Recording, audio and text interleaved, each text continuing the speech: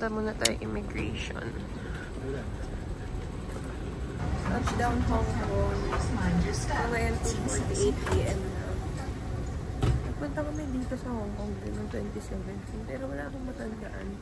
Yung airport, hindi ko na rin maalala. So ngayon punta muna kami immigration. Siya mag-fill out rin. May binibigay sa airplane na parang arrival card and departure. Yan, immigration.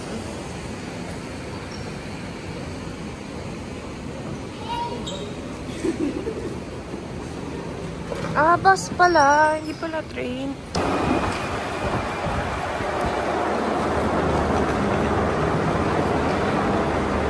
Paglabas nyo, meron siyang 4 Airport Express.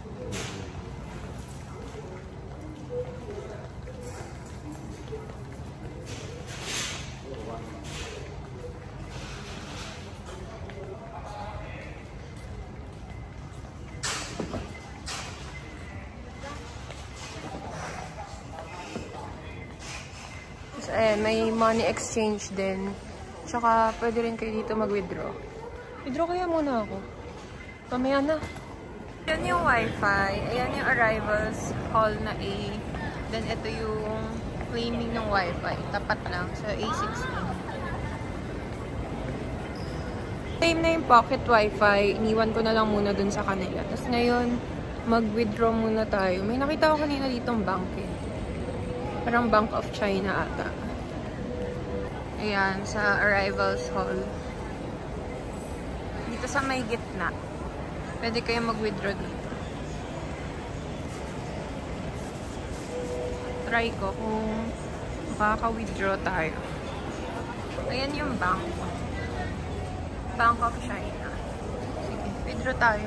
Okay, so naka-withdraw na tayo dun. Yung minimum withdrawal nila is 500 HKD. Tapos, pag maglalagay rin ng PIN, medyo nakakalito lang kasi iba yung format nila. I mean, iba yung arrangement ng number compared din sa Philippines. So, ayun lang. Pero, okay naman kasi yung nabigay, may mga barrier rin naman. May mga hundreds. Magdi-DIY lang kami papuntang Macau and through bus siya. So, ayan. Yung sakayan ng bus, sundan nyo lang yung papuntang city. And yung sasakyan nyo is yung Bus B4.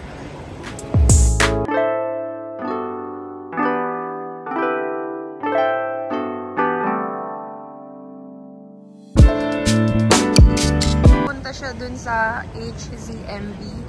Dun niya kayo bababa. Hindi ko lang sure kung magkano. Pero parang mga $6 to $9 ata.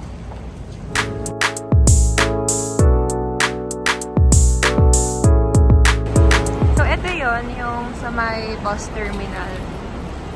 And yung sasakyan natin na bus B4. Ayan siya.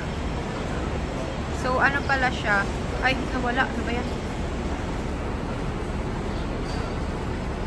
So, 9.1 HKD siya. Ayan o. 9.1 HKD. 907 yung next bus. Dito. May mga sign naman sila kung saan yung bus B4.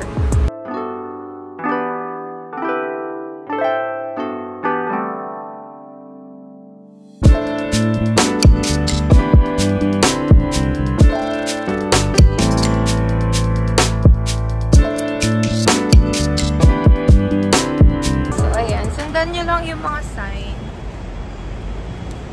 para malaman kung saan yung bus na sasakyan nyo.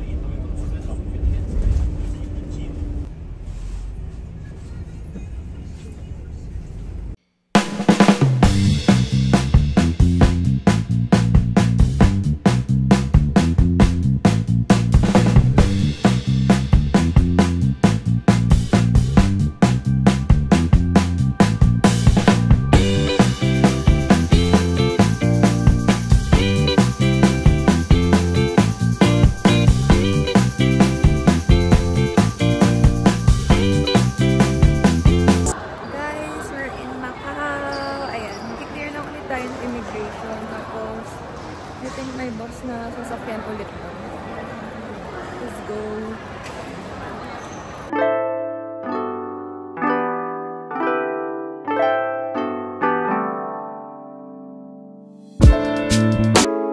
Tapos sasakay kayong bus, pwede nyo i-Google Maps kung anong bus yung dapat nyo sakyan.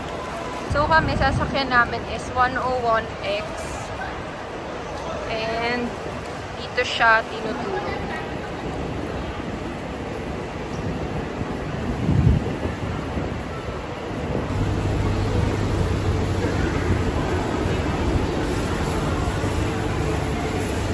Ayan guys, nakalagay naman dyan yung mga stop ng bus.